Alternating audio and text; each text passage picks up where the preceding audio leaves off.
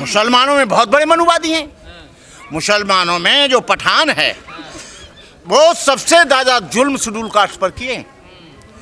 मुसलमानों में जो धनाढ़ मुसलमान है वो अपने यहाँ बेगार, हमारा एक तकिया गांव है मथुरा के पास में, वो मजदूरी भी करा लेते थे, पैसा भी नहीं देते थे। जो ब्राह्मणवाद किसी जाति का नाम नहीं है, ब्राह्मणवाद किसी धर्म का नाम नहीं है, वो ब्राह्मणवादी है जो शोषण करता है, जो अत्याचार करता है, जो गरीब की मजदूरी नहीं देता है, जो आपको सताता है, जो आपको बराबर नहीं बैठने देता है, जो आपके खान पान में शामिल नहीं होता है। वो कभी भी इस बात से सहमत नहीं होंगे कि आरएसएस को ख़त्म कर दो, बजरंग दल को ख़त्म कर दो या सरस्वती वाहिनी को ख़त्म कर दो। वो उनके घटक हैं और वही उनकी रीढ़ है। जब उनकी रीढ़ टूट जाएगी तो वो सत्ता में कैसे आएंगे।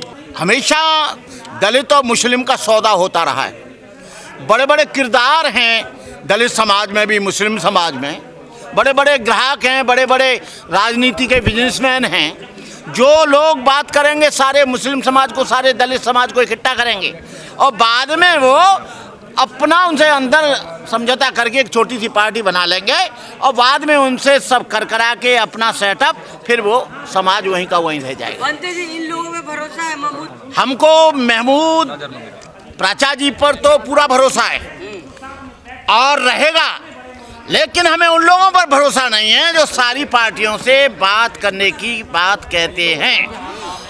महमूद प्राचा ने पहले कह दिया कि हम जो है किसी भी हालत में बीजेपी के लोगों के पास नहीं जाएंगे, आरएसएस के पास नहीं जाएंगे। आरएसएस जो है माँ है बीजेपी की, जिसने आरएसएस ने बीजेपी को पैदा किया है। और कौन चाहेगा कि माँ को मार दे? कौन चाहेगा कि बजरंग दल जैसे बेटा को मार दे?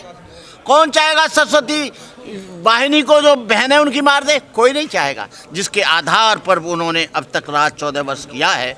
तो मेरा कहना है कि दलित, मुस्लिम और पिछड़ा वर्ग जो काशीराम जी का फॉर्मूला था 85% का, ये सब लोग एक हो जाएं तो ये चिल्लाते रहें, कुछ भी करते रहें।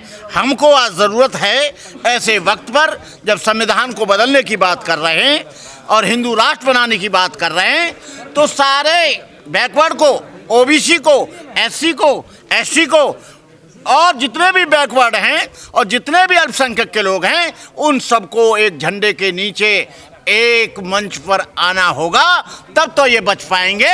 और अलग अलग अपना फूट में रहेंगे तो इनकी ऐसे ही पिटाई होगी, ऐसे ही बलात्कार होंगे, ऐसे ही रेप होंगे, ऐसे ही बुलडोजर चलेगा, ऐसे ही ठुकाई होगी, ऐसे ही मॉब लिंचिंग होगी, ऐसे ही दलित समाज के बच्चों के कत्ल होंगे और जितेंद्र मेघवाल के मूंछ रखने पर उनको तलवार से काट दिया जाएगा और आपको बताएं इंद्रपाल मेघवाल को घड़ा छूने पर मार दिया जाएगा। ये घटनाएं हमेशा होती रहेंगी। बंदे जी, कांग्रेस नेता कमलनाथ कहते हैं कि भारत में 85% हिंदू है, तो हिंदू राष्ट्र तो वैसे ही है, तो आप कह रहे हैं हिंदू राष्ट्र नहीं बनेगा। अब वो आरएसएस 100% बताती है तो वो तो मुसलमानों को भी हिंदू बताती है, बौद्धों को भी हिंदू बताती है, ईसाइयों को भी हिंदू बताती है। उसके लिए क्या किया जाए? लेकिन रिकॉर्ड में हिंदू जो है यहाँ पर केवल 3 कास्ट हैं, एक ब्राह्मण, एक क्षत्रिय और वैश्य। बाकी सब जो बैकवर्ड और शेड्यूल कास्ट एससी, एससी और जो मुस्लिम और ईसाई हैं वो हिंदू नहीं है। बौद्ध भी हिंदू नहीं है, क्योंकि बौद्ध की जब दीक्षा होती है तो 22 प्रतिज्ञाएं दी जाती हैं, जिस 22 प्रतिज्ञा की वजह से राजेंद्र पाल की कुर्सी छीन ली गई और उन्हें बेइज्जत किया गया। कांग्रेस से क्या दिक्कत है महागठबंधन से? वो सब ब्राह्मणवादी और मनुवादी हैं। कांग्रेस जितनी बड़ी मनुवादी है उसमें ब्राह्मणों का पूरा वर्चस्व है और ब्राह्मण जो है 2 पार्टियों में और ब्राह्मण अपनी जगह तलाश लेता है। ये केवल बीजेपी में है और ब्राह्मण जहां जाएगा उस पार्टी को नेस्ते नाबूद कर देगा। एक ब्राह्मण ने बीएसपी का सत्यानाश कर दिया और जिस बीएसपी का 24% वोट था वो 11% रह गया। दिल्ली में जो 14% था 1% रह गया। ब्राह्मण पहले अपनी सर्वोच्चता देखता है और ब्राह्मण का मतलब है कि वो बीजेपी का एक एजेंट आ गया, आरएसएस का एक एजेंट आ गया, वो उसके लिए काम करता है, वो बहुजन समाज के लिए काम नहीं करेगा। भंते जी, लगातार बावरी के बाद कहा जा रहा है कि मथुरा और काशी की बारी अब आ गई है, क्या देख रहे हैं? अब बारी तो उन्होंने तौफीक साहब ने ऐलान कर दिया है, तौकीर साहब ने, और वो बारी तो अब तौकीर साहब हैं उसके सामने और वो हैं ऐलान करने वाले। नहीं है कहीं? है? आप कहीं नहीं है? कौन? हम उनके साथ हैं। किनके साथ हैं आप? हम मुस्लिम भाइयों के साथ हैं। हम तो जब बाबरी मस्जिद टूटी थी तब भी हम उनके साथ थे। ये सब मनुवादियों की चाल है और सबसे बड़ा यहाँ हिंदू है तो वो भेदभाव की बात, तोड़ फोड़ की बात, उसी तरह से तो इन्होंने सब वो किया राज। ये है मुसलमानों में बहुत बड़े मनुवादी हैं। मुसलमानों में जो पठान है वो सबसे ज़्यादा जुल्म शेड्यूल कास्ट पर किए। मुसलमानों में जो धनाढ़ मुसलमान है वो अपने यहाँ बेगार, हमारा एक तकिया गांव है मथुरा के पास में, वो मजदूरी भी करा लेते थे, पैसा भी नहीं देते थे।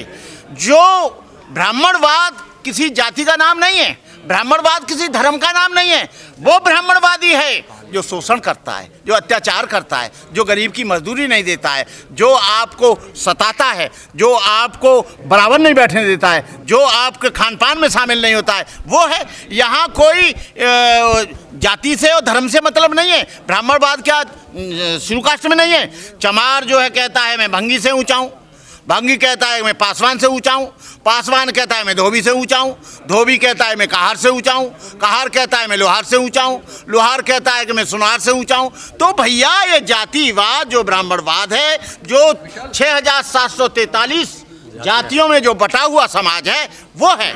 हम जानते हैं, सुना, वो इसलिए पाए जाते हैं क्योंकि उनके दिमाग पे जो मुलम्मा छड़ा है वो राम का छड़ा है, कृष्ण का छड़ा है और उसे इससे कोई मतलब नहीं। वो कहता है कि हिंदू खतरे में आ गया, हिंदू खतरे में आ गया। अब तक खतरे में नहीं था, अब 14 साल से खतरे में आने लग गया। इनके पास 33 करोड़ देवताएं फिर भी खतरे में। भंते जी, हाँ। जो पसमाना समाज है वो बहुत बड़ा समाज है, क्या उसको मिल रहे हैं पूरे अधिकार, लग रहा है आपको? देखिए, पसवंदा समाज भी वैसे ही प्रताड़ित है जैसे शेड्यूल कास्ट में दलित। वो तो कहते हैं हमारे हिंदू राष्ट्र जातिवाद आपको भेदभाव दिक्कत है क्या नहीं। है? अगर हिंदू राष्ट्र बन भी जाए तो आपको प्रॉब्लम क्या है उससे? हिंदू राष्ट्र का मतलब है, हिंदू राष्ट्र का मतलब है जब ये देश धर्मनिरपेक्ष है तो हिंदू राष्ट्र की जरूरत क्या है? हिंदुओं का उत्थान होगा ना हिंदू राष्ट्र बनने के बाद। हिंदुओं का उत्थान होगा तो मुसलमानों का क्या होगा, ईसाइयों का क्या होगा, बौद्धों का क्या होगा, सिखों का क्या होगा? है मतलब वो सब कुचल दिए जाएं, उनके चर्च तोड़ दिए जाएं, मस्जिदें तोड़ दी जाएं। केवल ये देश में केवल बाबा साहब अम्बेडकर ने जो संविधान बनाया केवल ये एक जाति एक धर्म के लिए बनाया था क्या? उन्होंने कहा धर्मनिरपेक्ष है देश, कोई भी व्यक्ति स्वतंत्रता है, वो अपने तरीके से पूजा पाठ कर सकता है, अपनी नमाज अदा कर सकता है, अपनी प्रार्थना कर सकता है, अपना पूजा पाठ कर सकता है। लेकिन आज कहाँ हो रहा है? यदि भागवत और कथा हो रही है तो वो सड़कों पे हो रही है, और आपकी मीटिंग हो रही है तो उसको मीटिंग को करने नहीं दे रहे। यदि रामलीला मैदान में ये हो जाती, अभी प्राचा साहब ने बताया था, तो उसमें परेशानी क्या थी? वो जानते हैं कि उससे लाखों मुसलमान, लाखों दलित जागृत होंगे और ये सब संगठित होंगे। तो इनका एक ही उद्देश्य है कि देश में समता होनी चाहिए, भाईचारा होना चाहिए, इस देश में ऊंच नीच खत्म होनी चाहिए, अंधविश्वास खत्म होना चाहिए, आडंबर खत्म होना चाहिए। वो उस चीज़ को चाहेंगे नहीं।